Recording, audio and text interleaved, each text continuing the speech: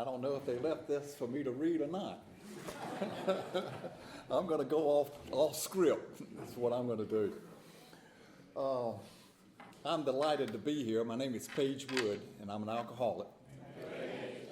Wallace slipped this in on you, but my sobriety birth date is March the 31st, 1989, and I'm delighted about that and every minute of it. And there's a lot of people that are happy about that. Ex-wives, highway patrolmen, sheriffs, a lot of people. A lot of bartenders are happy about that. I've been kicked out of more bars than most people drink in. Anyway, before I start just rambling, I want you to know a couple of things. I am just honored beyond measure to be here tonight. I've been to this group many times over the past 30 years. Been privileged to stand behind this podium many times, and it's an honor and a privilege. But tonight is so special.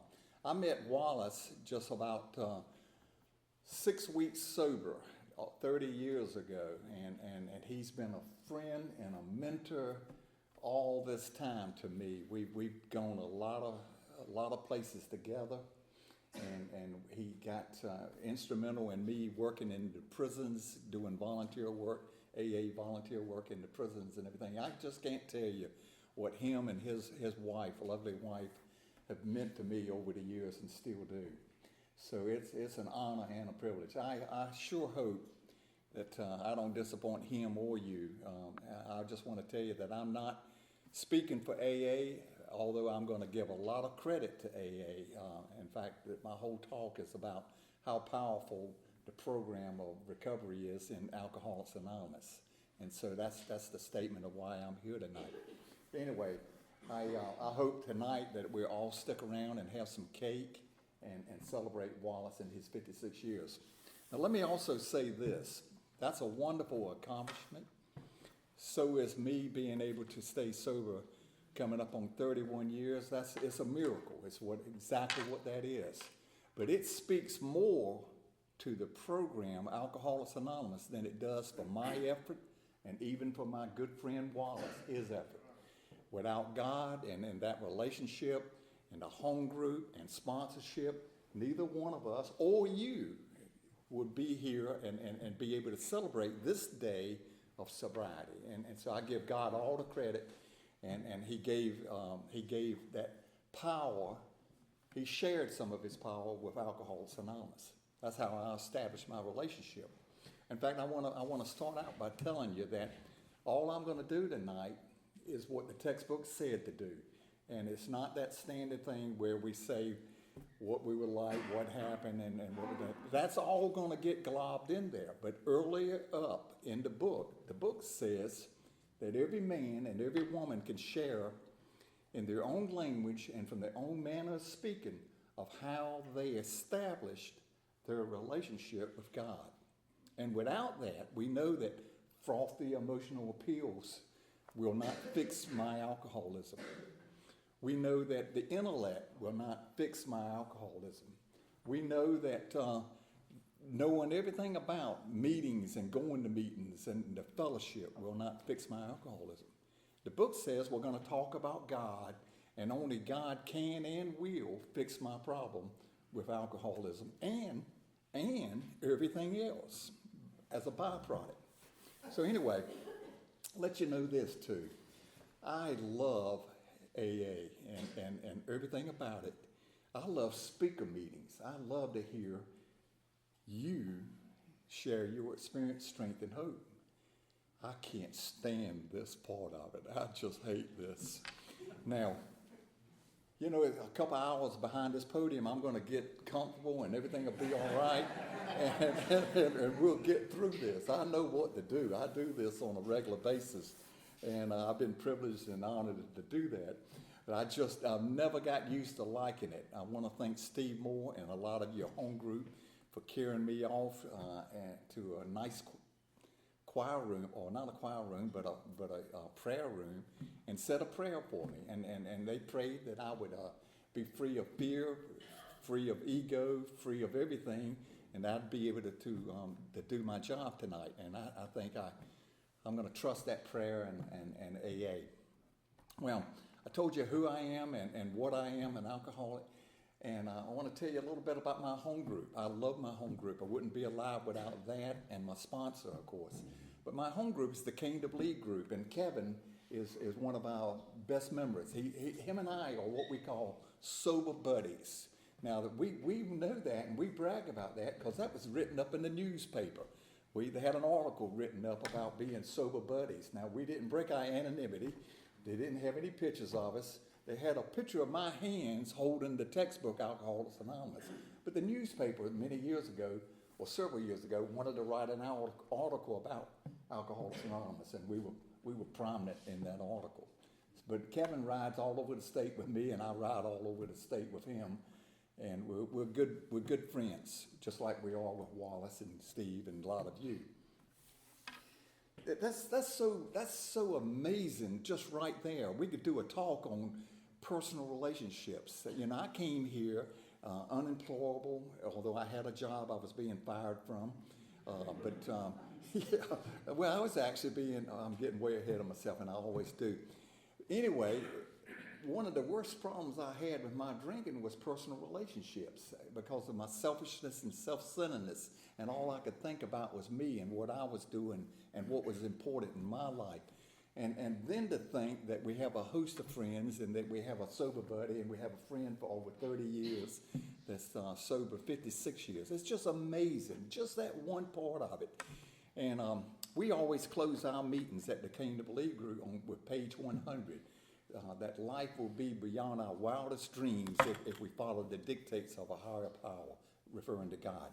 So anyway, any case, my Kingdom League home group, we meet on Tuesdays and Fridays. We're a big book study group. We study the book from cover to cover.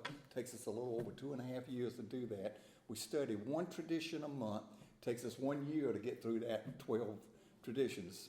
Supposed to be a joke. Thank you. Anyway, we get through the 12 traditions in 1 year. We use the 12 and 12 for that. And then we have, if we have a fifth Tuesday, and we do several times a year, we study AA history using conference-approved literature, believing if I'm dying from a killer illness and a malady that nothing can fix, then I ought to know something about it. And so we study AA history and the recovery that goes along with that. And so we have a history. On Fridays, we're a discussion group. Our chairperson will pick a topic and call on the membership to share their experience, strength, and hope on it. And once a month, we're doing what you do here tonight. We have a speaker meeting. We get our 12 speakers. We try to get them a year in advance, and we celebrate their recovery. We invite them in, and we have an hour of fellowship, and our groups tries to outdo each other with world-class refreshments. And so we do that, and then the speaker has an hour or whatever they want at the podium. We don't care. So anyway, that's what we're doing tonight here. So that's what my home group does. I didn't know that you didn't have one, and I didn't know you had any choice in the sponsorship. I got my story landed me in a treatment center. Upon getting out of that, I went to an AA meeting. I was carried to an AA meeting my first day out. I thought I was going back home and going to pick up right where I'd left off. I was ready to go back to drink. I was ready for that girlfriend that was waiting for me, all of that kind of stuff, and none of that happened. Out of that treatment center, they took me straight to 4 meetings that day, and I didn't know you could say no. But I went to a speaker meeting, and it was about this long of a church building, and the speaker was down there, and I was on the back row. I sit on the front row today, but back then I was on that back row, and I was sitting back there and listening to this old man talk. And that old man finished at the podium and walked right straight to me, punched me in the chest and said, "Boy, I'm going to be your sponsor." And as it turned out, I had half killed his daughter I dated in a little bit in a hunting accident. We wrecked the boat on a Christmas Eve and sub-zero temperatures and just it was a mess. And she had a hard time with that. Well, we all did. In any case, that old man had also sponsored my father. Now I'm going to tie that old man being my first sponsor, sponsoring my father, and how my alcoholism manifested and played itself out. So, growing up in this home, my experience with alcohol was a father who was, we didn't know what alcoholics were, we didn't know about AA, but we knew that our father drank terribly. My father would get his paycheck and he would be gone. He would just be gone, sometimes days, sometimes weeks. He's even been gone months before. His little family, which is my mom, little woman about that big, 3 sisters and an older brother.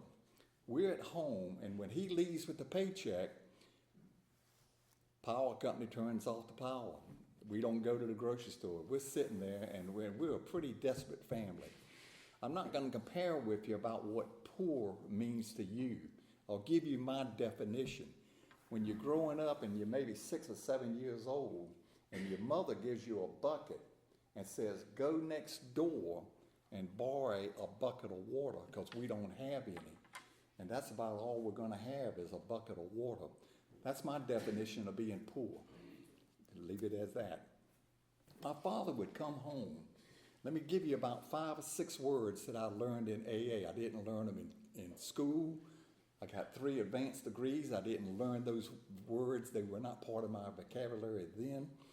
And it's restless, irritable, discontent, shame, guilt, and remorse.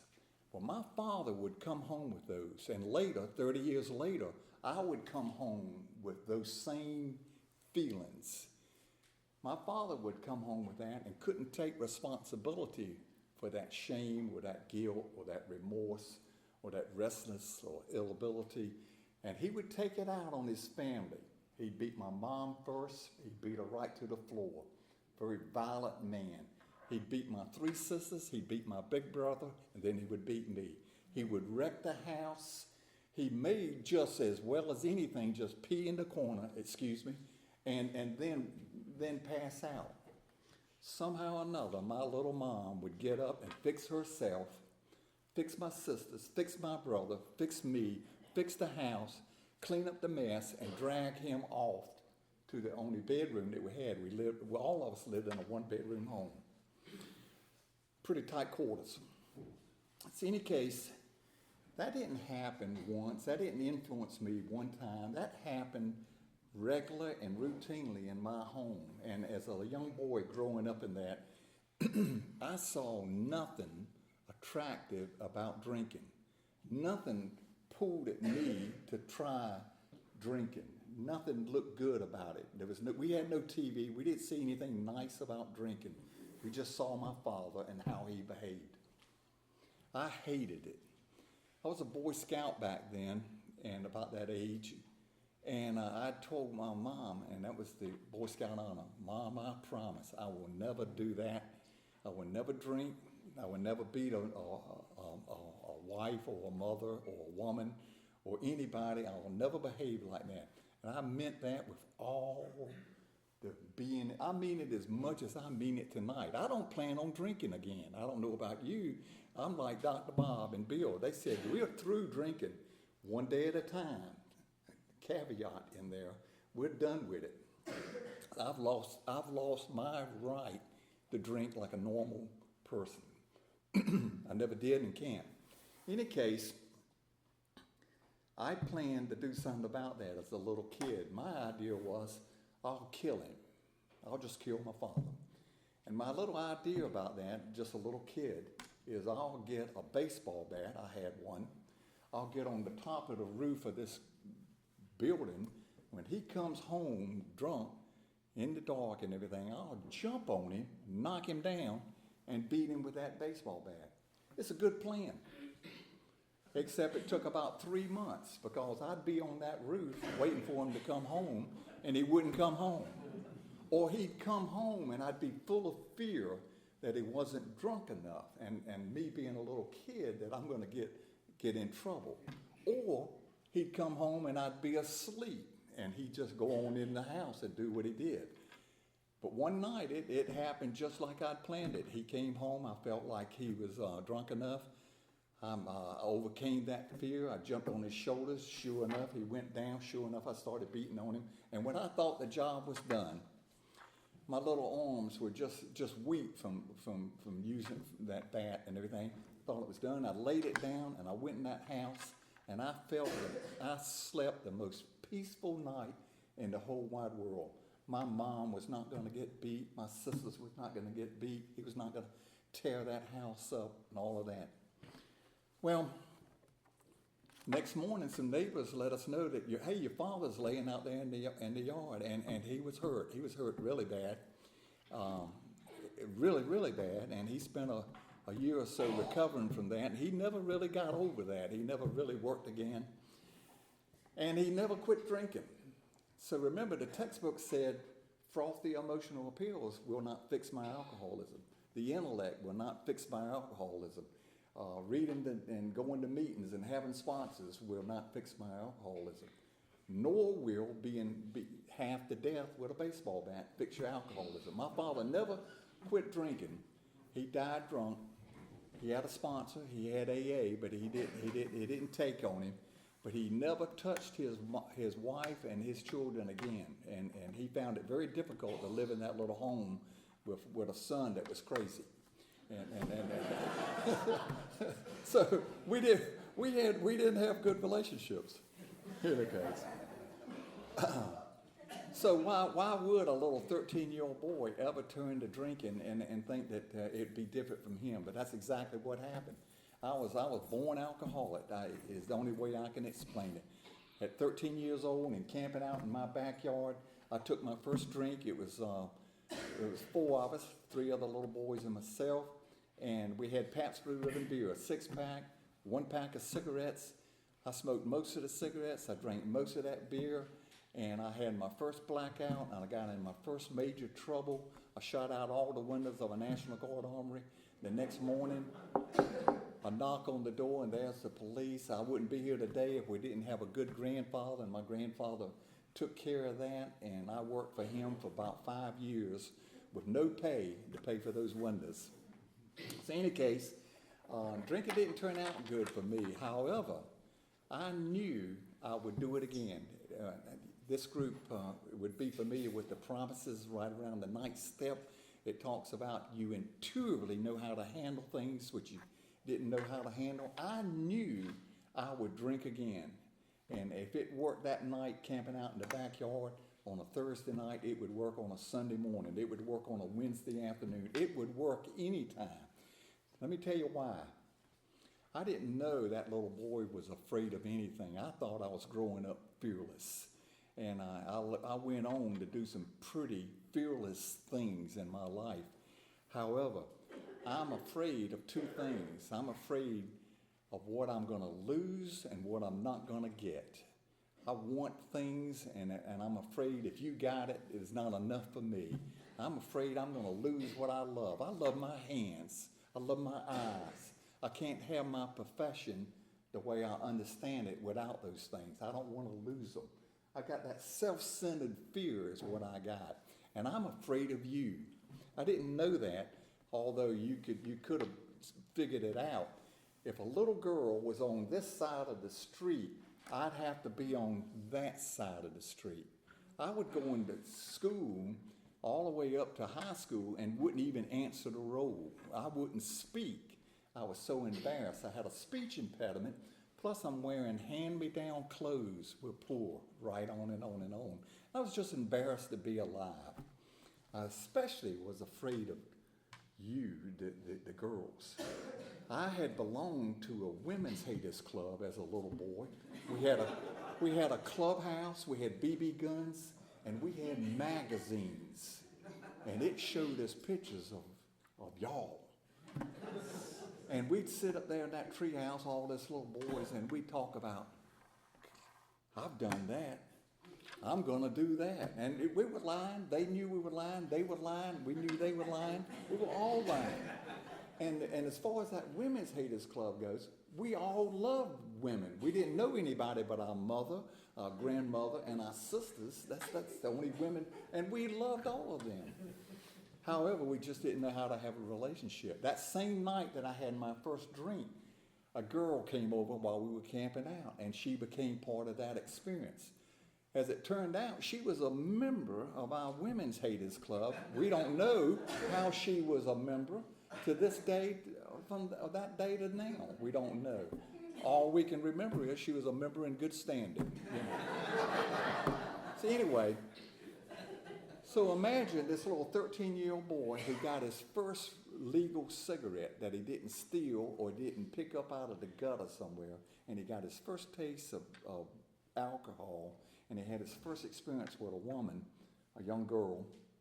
And you combine all that with the emotional wreck that this little kid was, and I was hooked. I was born alcoholic right then and there, and I went on to drink that way for almost 30 years.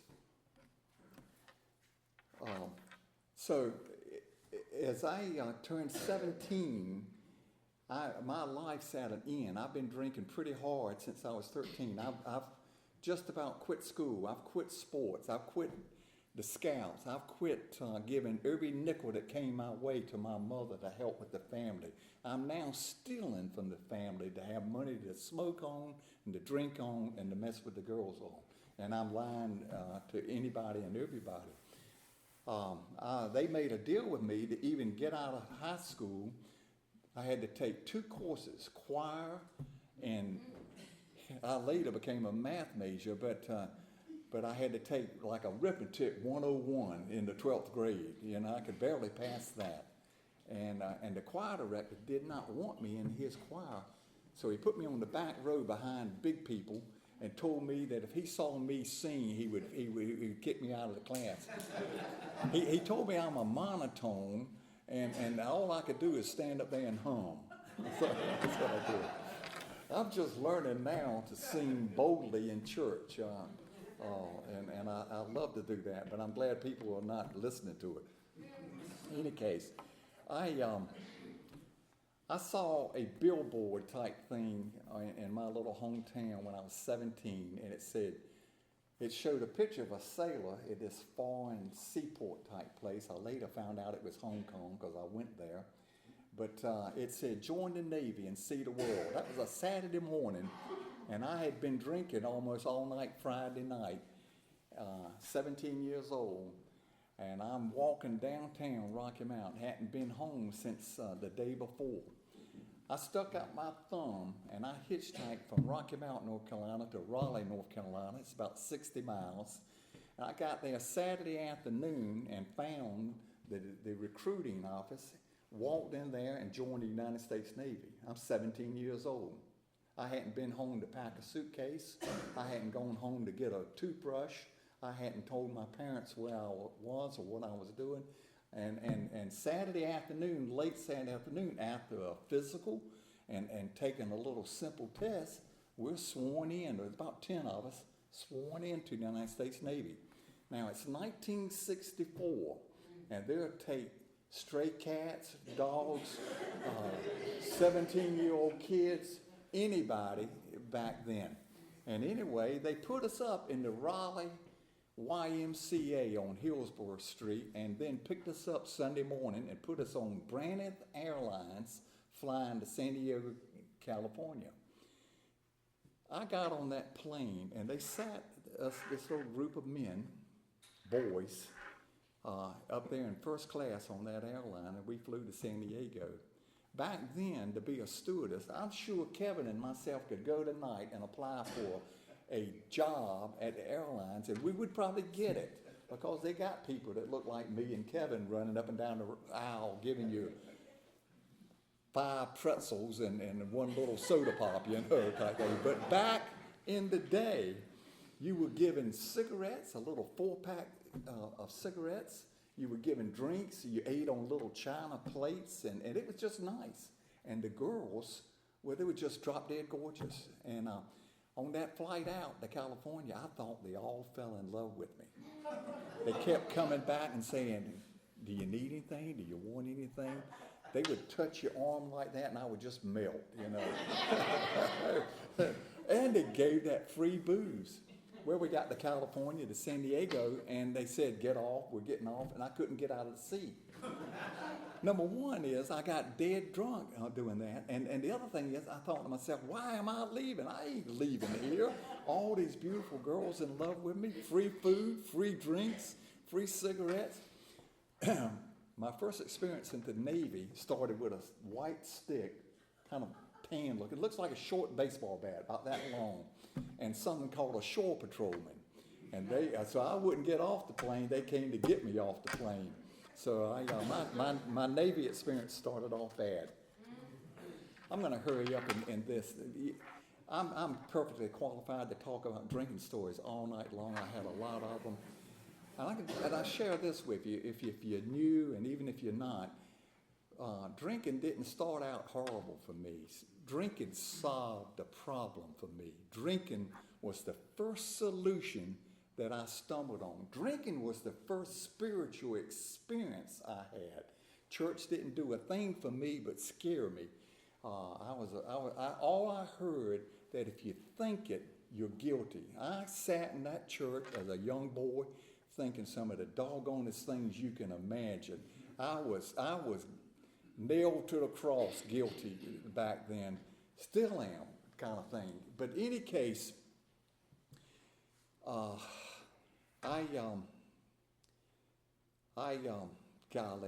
get lost in thinking about some of this. But drinking was that first spiritual experience for me.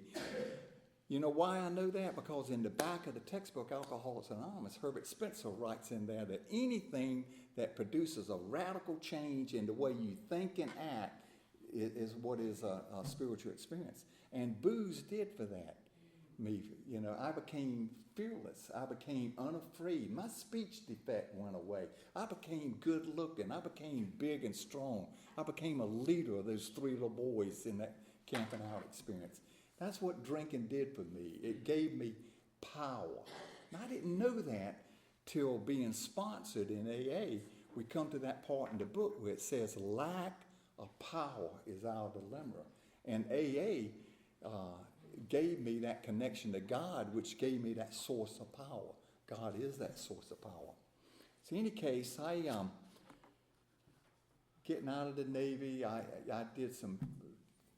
served about 2 years in Southeast Asia, and I served about 8 years on nuclear submarines.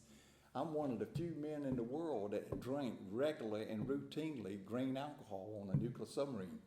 I'm a torpedoman by training and on that boat.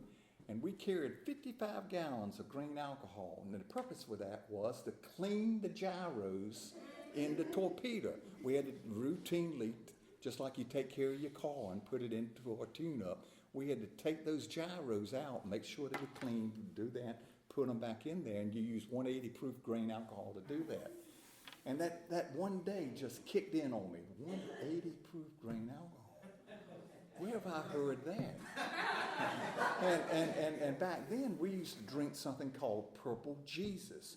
You'd get a big gallon Coke jug of syrup, pour the syrup out, and pour in grain alcohol and grape juice and cherries and grapefruit juice and you let it sit for as long as you can. For me, maybe an hour or so. You're supposed to chill it for like a day. Couldn't ever wait for that. And then you start drinking that Purple Jesus. And anyway, that 180 proof grain alcohol idea kicked in on me, and I started drinking that regular and routinely. That's why today I'm not a sailor, something else, In any case, I went right along. I thought the next thing that would fix me is, Paige, you need to marry a good woman, a real hometown, nice church-going woman, not the ones that you're meeting in Hong Kong and Thailand and under the ballroom tables and just everything in the world. You need to meet one of those women. And my brother, I came home to visit. My brother set me up with a blind date, and we left Rocky Mountain and drove to Raleigh to see Gone with the Wind. And on the way home from that blind date, I made a marriage proposal to this girl I'd never seen before in my life until that night. I was dead drunk, but I meant it, and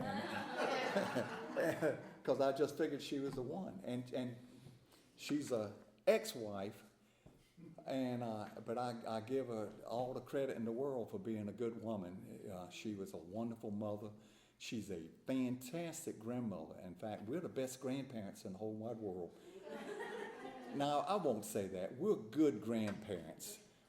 We got a son, and that son gave us 3 wonderful grandchildren, and God has made it so that we can share those children and take care of them and be a part of their lives together, and absolutely no hostility or anything.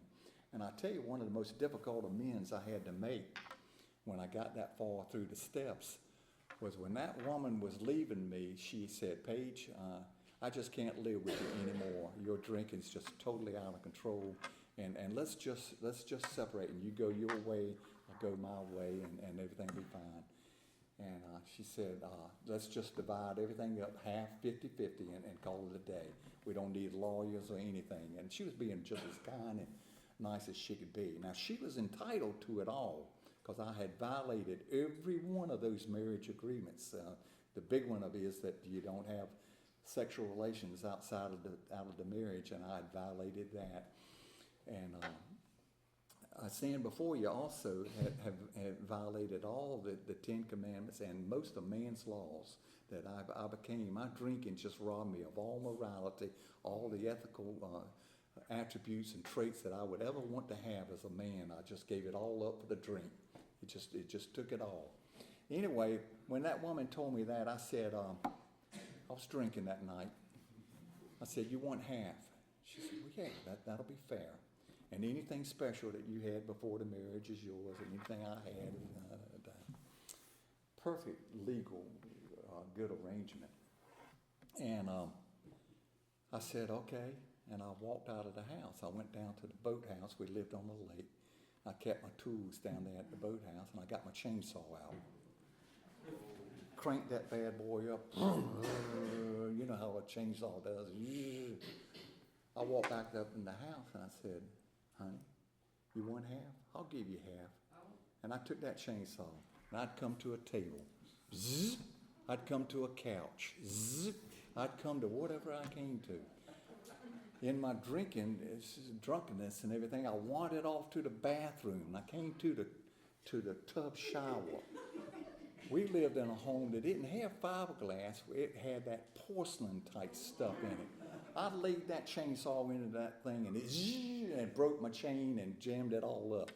So I couldn't give her exactly 50% because I was going to cut everything in that house, including that house, in half. That's just the type of idiot I was. Anyway, some years later and through step work, we met with my son one day, and him and his wife, they'd been married 10 years. We thought they were a wonderful couple. We loved that little girl that he was married to. I still do.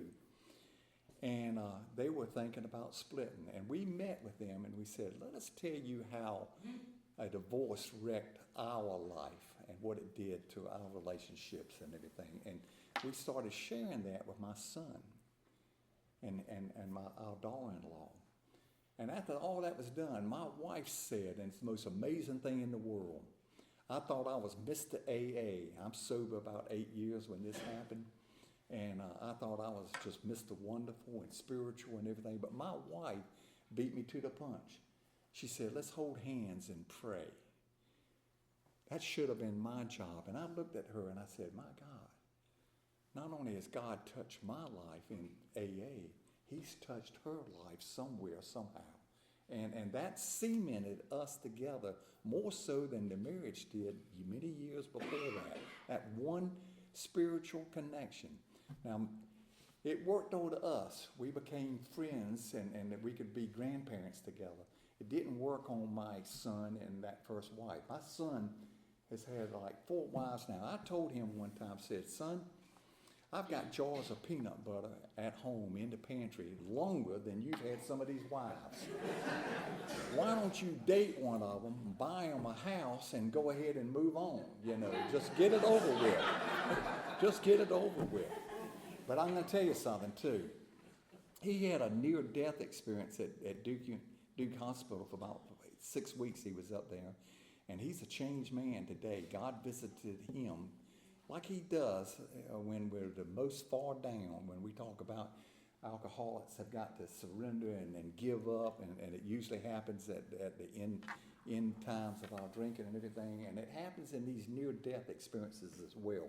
My son got visited, and he's a changed man today, and he married one of the nicest women you'd ever hope to see, and they got a wonderful marriage going on now, irregardless of the past. So in any case, let me get to AA real quick. My drinking just kept right on going, and in the case of some people, you can go up, and some people go down. I don't know very much about being homeless. I was never homeless. I don't know anything about living under a bridge. Never did that. When I came to AA, I owned my home. I had a company car. I had American Express card in my back pocket. I had money in the bank. Now what I didn't have was I had an empty insides. I didn't have anything inside of me like I do today. And my heart was as empty as it could be. I had no soul whatsoever. I was bankrupt, utterly bankrupt inside. And plus physically, I'm a wreck. I'm bleeding from both ends. I go to the bathroom and blood comes out sitting down, blood comes out standing up. I don't eat. All I do is drink, and I try to work, and I'm a steady drinker. I drink all day, every day, and I also have the privilege of representing a very wealthy, powerful company.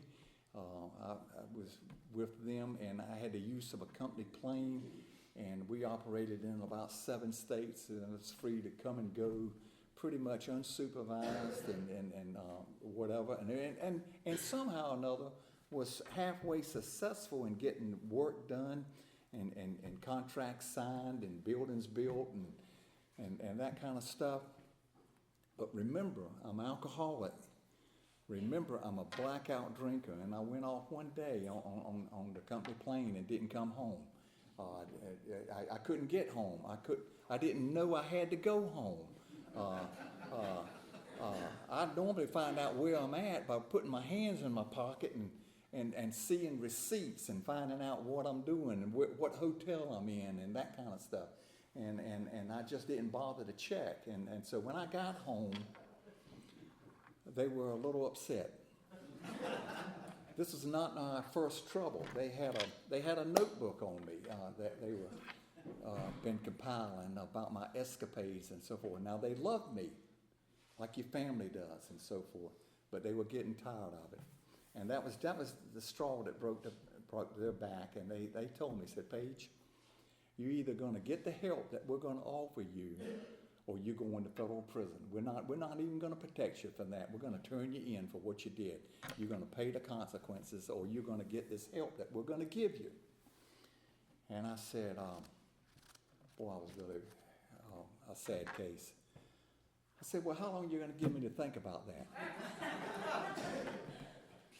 And they gave me 3 days, unbelievably. They said, we'll give you 3 days. And during that 3 days, they required that I speak to a man.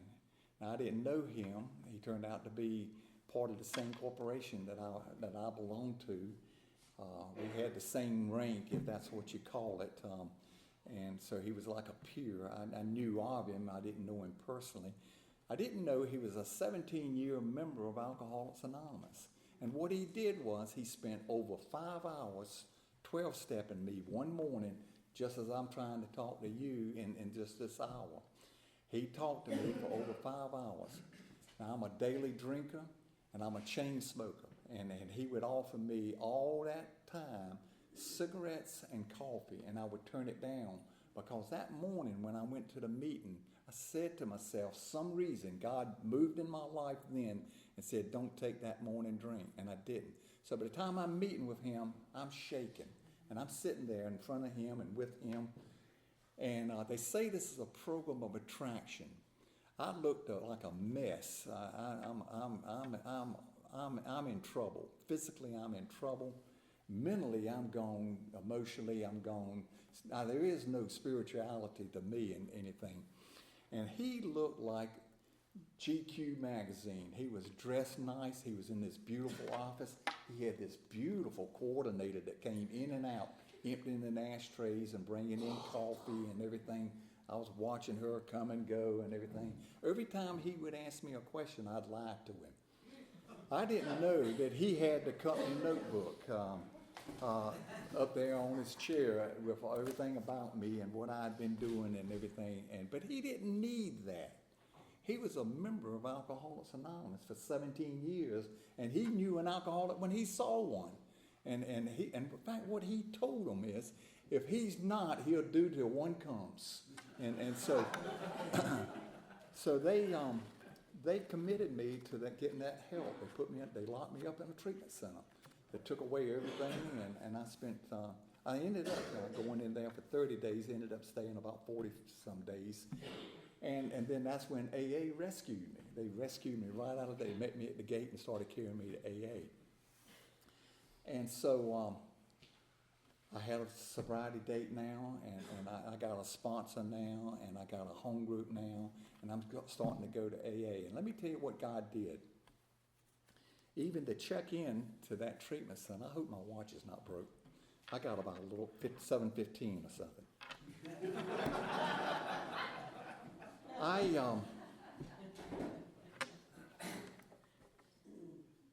I had come home from that 12-step call. I didn't know they called them 12-step calls. I didn't know what it was. I just knew that I talked to this man.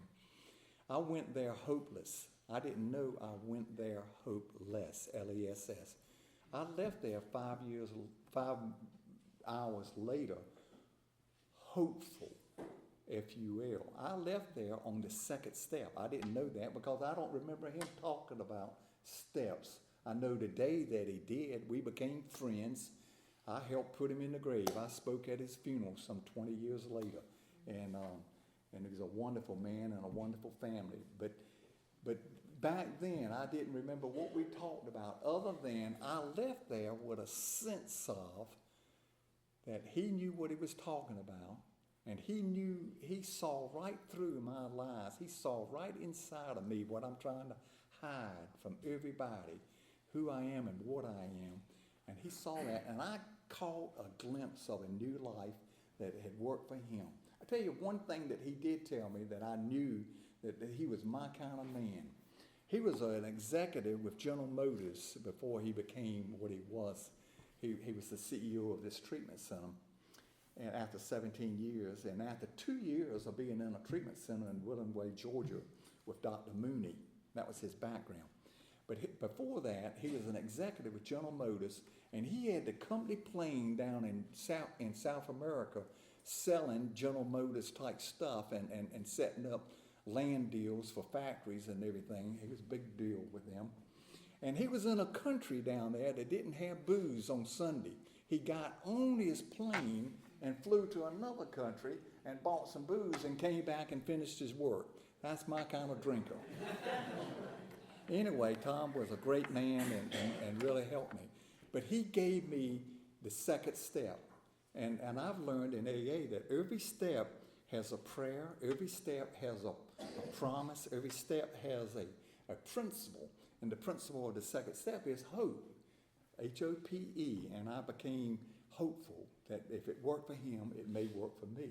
I didn't realize at the time you got to quit drinking completely for that to happen. But that was the soon to happen as I began my journey in AA, that drinking in AA just doesn't mix. In any case, let me tell you about that sponsor that I had, my first one. His name was, it doesn't matter what his name is, he's dead now, and I helped bury him, and I also had a relationship with his daughter and almost killed her in my drinking. But anyway, that man tried to sponsor my father. And when I was 5 and 6 and 7 and 8 and 9 years old, him and one other man would come every Saturday to visit my mother. Now my father would be, who knew nobody knew where my father was. He would just take off and go off drinking. He might be in Wilson, North Carolina, 18 miles away, or he might be in New Jersey. We just didn't know. And they didn't know. His own sponsor didn't know about it. But they would bring bags of groceries, one bag each. There's two of them came. They bring two bags. I wouldn't be alive today without that man bringing those bag of groceries to my mom. And they would sit for hours on Saturday morning, and they would bring the coffee because my mom didn't have coffee. They would bring the coffee, and my mom would make it for them, and they would all sit there and drink coffee and talk. And I think in AA that if I give a ride home to somebody from work, from the meeting, that I've done a good deal. Or if I bought somebody one meal, I've done a good deal. Or that we're enabling somebody. But back then, if we'll read our history, if we'll read our textbook, the old timers and everything, Bill Wilson was homeless for 5 years in AA. He lived a week at a time with somebody until he got on his feet and so forth. But that's what they did. And these two old men brought bags of groceries to my mom during all that time period. Well, listen, my membership in AA wouldn't be possible today except for what happened when I came home from that 1 12-step call, my first introduction to Alcoholics Anonymous. Here's how powerful it is. Without even knowing what I heard, just the language of the heart, that man talking to me about his alcoholism and exploring into mine when he would ask me questions and I would lie to him and so forth. I felt that second step move in my life. I went home and had 3 days to think about this thing, and I took all 3 days. The third day, I got up in the same bedroom that I'm going to go home to in about 2 hours. Same bedroom. I fell to the floor in my bedroom. Hardwood floors then and now. I fell to the floor, and I didn't have a bone in my body. I didn't have a muscle in my body. I just fell flat on the floor, and I started crying. Now, what's unusual about me crying is I'm a real man. I've been in special forces. I've done things that people shouldn't do and shouldn't live through. I've been as hurt as many ways. I'm not virgin to any kind of pain a man can have, and I never cried from it. Why? Because my father had beat that out of me. My father would be beating us savagely and would say, and you'd be crying, a little kid crying, and he would say something like this: "Boy, if you want to cry, I'll give you a reason to cry." And he would pile it on, and the beating didn't stop till the crying stopped. He was just crazy, and we were just crazy. My father taught me 3 lies. A man can do anything. Well, we know that it's not possible.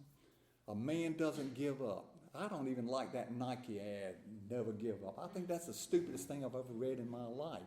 I'm not their marketing director, but I can tell you this: if you don't give up, if I don't give up, I'm going to die. I need help. I've got to quit, and I got to ask for help. The other thing my father taught me is real men don't cry. I'm not going to cry for you tonight.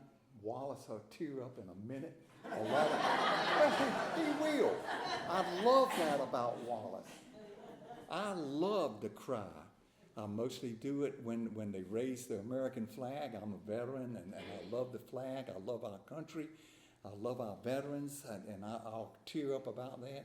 Watch some old war movie or some old love movie or something, I'll start crying on it. Now, I know today that there's tears of sadness and there's tears of joy, and I like both of them. I think it's the most wonderful emotion that I had not experienced for most of my life in the whole wide world.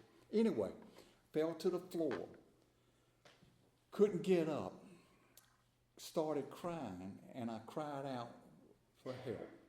I said 3 words, the most powerful, best 3 words I've ever said in my life, from then to now. And I simply said, "God, help me." 3 words, "God, help me." I didn't ask God to help me off the floor. I didn't ask God to help me keep my job. I didn't ask God to get me anything. I didn't make any. My friend Kevin was a prayer warrior and saying, "God, if you'll do this, I'll do that. You get me out of this, I'll never do it again." I never did that because I didn't like God. God was not part of my life. I had turned my back on God because of that home and because of that father and because of the way I lived. God meant nothing to me. I came to AA not knowing the Lord's Prayer. The first time we joined up in that treatment center and held hands and we're going to say the Lord's Prayer, I just had to look around the room and watch it. I didn't know it. I had to just watch you and act like I was saying it. And that was the first prayer I learned in AA, was the Lord's Prayer. The Serenity Prayer was next, and then all the prayers that go with the steps. In any case, I laid on that floor and said, God, help me. Let me tell you what happened. I'm here tonight. That's exactly what he did. This room's got a lot of people in it, and I don't know where you were almost 31 years ago, but you were in trouble because God had completely left you, and we know that's not possible. But in my simple mind, God had left you, and he had come to me, and he lifted me up. He absolutely saved my life. I believe that God could have sent me to the Boy Scouts if he wanted to. He could have sent me to the Red Cross. He chose to send me to Alcoholics Anonymous. He chose to give his power to the 12 steps of Alcoholics Anonymous. He chose to give it to men and women in this room to help somebody else. And that's exactly what happened. And so we know in AA, we hear this HOW, how. Honesty, open-minded, and willingness. God didn't give me but one of those. He gave me the spirit of being willing to get up off that floor, pack my suitcase, and go to that treatment center. And when my sponsor said, get in the car, and go to a meeting, and go to a meeting, and go to a meeting. Take these steps. Let me tell you what he didn't give me. He didn't give me the spirit of honesty. It took over 5 years of doing inventory and lying to a sponsor. I would sit right here with you and stare you in the face, spend several hours with you saying, this is my entire 4th step. There's nothing else left. And I'd be lying to you because I couldn't trust you because I'm not trustworthy. I couldn't trust that you could deal with the things that I couldn't deal with. I just could not bring all that shameful behavior and acts out into the public. Now, I made it. I put a lot on paper, and it looked pretty bad. It looked complete to a lot of people. However, it just wasn't complete. And we know that without that firm foundation, you can't stay sober. And at 5 years of being in AA and loving it and life getting better and everything, I didn't have what I call the full arm of what God has. You know, he wants you to wear the helmet. He wants you to carry the sword. He wants you to have the shield. He wants you to have the breastplate.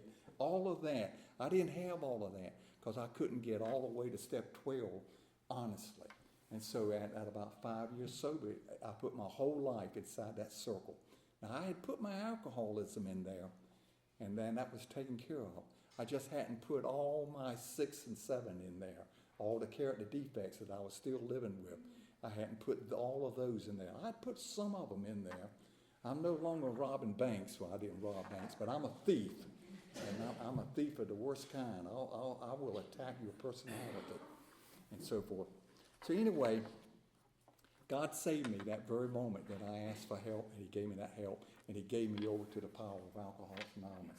And since then, I've been trying to keep up with you and walk with you and serve you.